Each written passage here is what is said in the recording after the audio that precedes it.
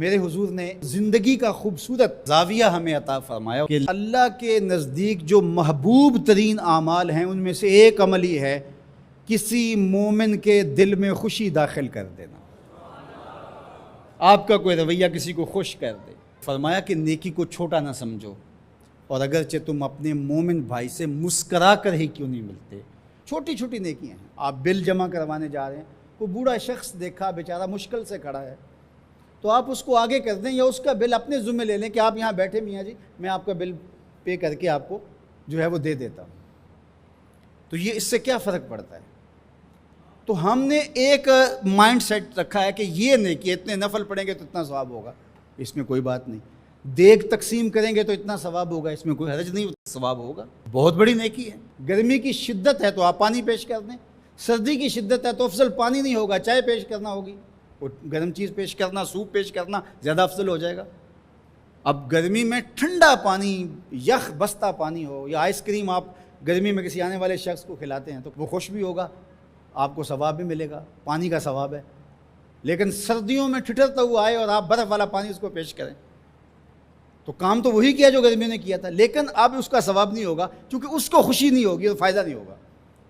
اس کے دل میں جو خوشی پیدا ہونی ہے اس کا ثواب آپ کو ملنا ہے۔ تو جب ننگا کوئی ہو، کسی کے پاس کپڑے نہ ہو، تو اس کو آپ کپڑے پہنائیں گے، بھوکا ہو کھانا کھلائیں گے تو یہ ثواب ہے۔ اور اگر اس کا مسئلہ کوئی اور ہے، اس کو دوائی چاہیے، تو آپ اس کو کہتے ہیں کہ نہیں آپ لنگر ہی کھائیں، میں آپ کو سوٹ ہی دوں گا، تو یہ کوئی بات نہ ہوئی۔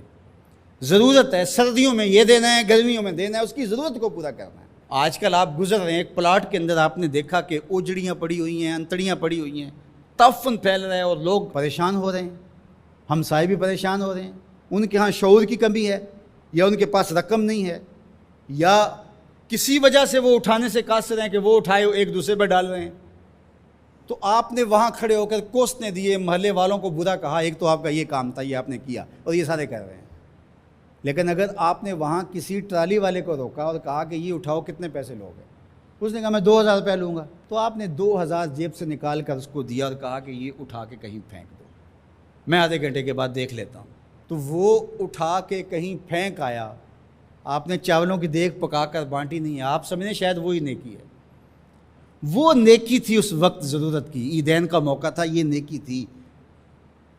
تو یہ چھوٹے چھوٹے بظاہر کام ہوتے ہیں جس سے لوگوں کو فائدہ ہو، اللہ کی مخلوق کو فائدہ پہنچے، لوگوں کو راحت پہنچے۔ میرا ایک ملنے والا دوست ہے، تو وہ ٹرین پہ جا رہا تھا، پشاوری چپل اس نے پہنی ہوئی تھی، تو وہ دروازے میں کھڑا تھا، تو اچانک وہ ڈھیلی ہوئی تو اس کی چپل گر گئی، تو اس نے جلدی جلدی دوسرا جوتا اتار کر کے پھینک دیا۔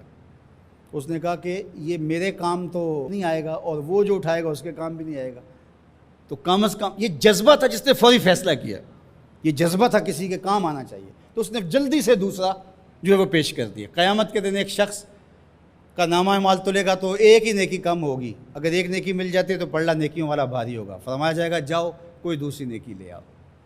اب جس سے مانگے گا وہ کہے گا میں کیوں دوں، میں تو خود پھنسا ہوا ہوں۔